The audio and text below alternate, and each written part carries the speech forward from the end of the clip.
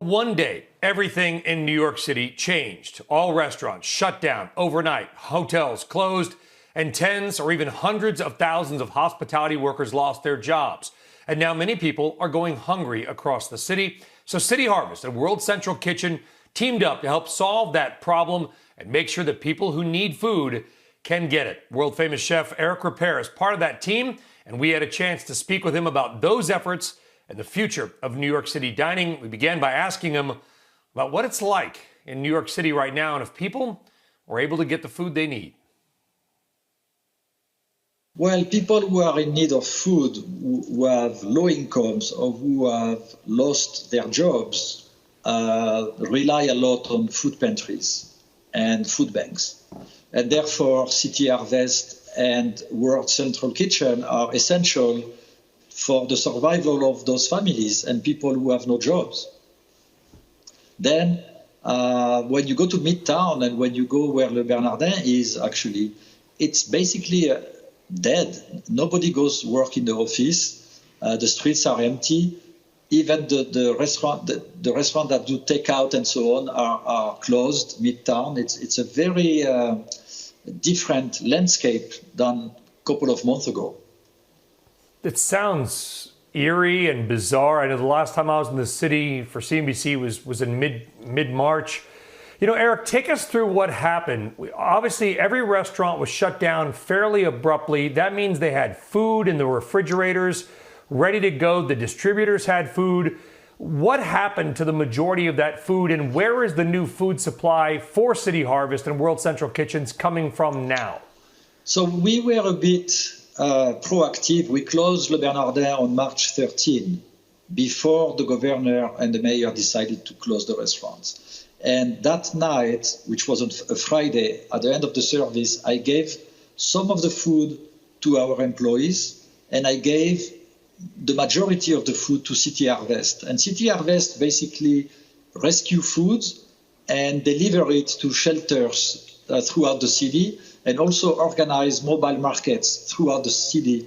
And the mobile markets have some fresh vegetables and fresh fruits, and weekly feed about 10,000 families. And then the rest of the mission of City Harvest is to bring food to about 300 shelters right now that are still open.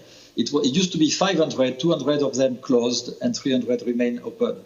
Then World Central Kitchen, which is the organization led by Jose Andres, has also some mobile markets and is also delivering food to people in need and to workers on the front line, nurses and doctors.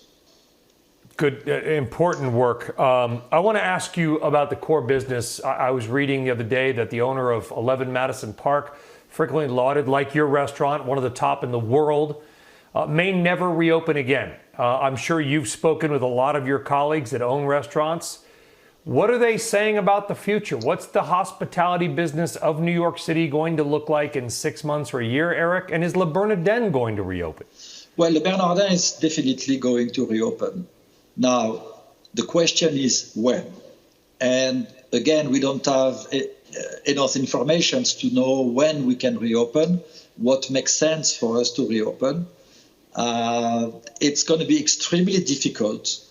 And I'm talking to all my friend restaurateurs, and we believe we're going to have to endure a very difficult time for maybe 2 years, or until it's a vaccine or medication that can cure you from the virus.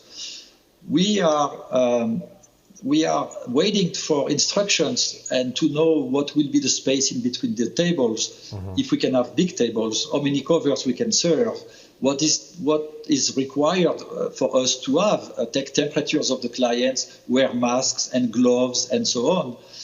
And therefore, I think whoever's going to be able to reopen is going to have to reinvent himself very, very quickly with a very different team too, because Le Bernardin used to have 180 employees. When we're going to reopen, I doubt we need that many employees. We're going to have a small team on the beginning and then grow as much as we can with the demand. You know, and to wrap it up, some of the folks I've talked to in other states, more family-style restaurants, they say, well, it's hard for us to even make any money at 25 or 50% capacity, so they're not choosing to reopen even though they are able to in states like Texas and Georgia and other places because they need to be 75% full to cover their costs.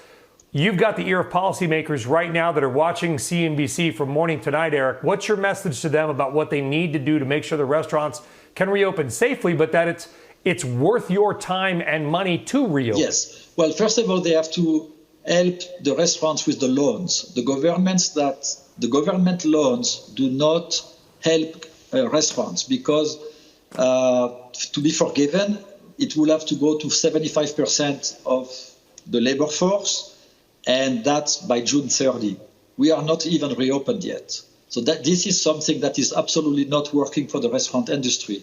Also, we need help to have the insurances that are covering business interruption. Those insurances have to help us. They have to pay us something because we have been contributing for years and years, and right now they find any way possible not to pay restaurants.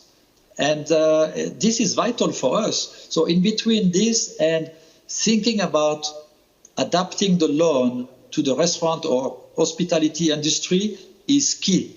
We need to have a different model for that loan.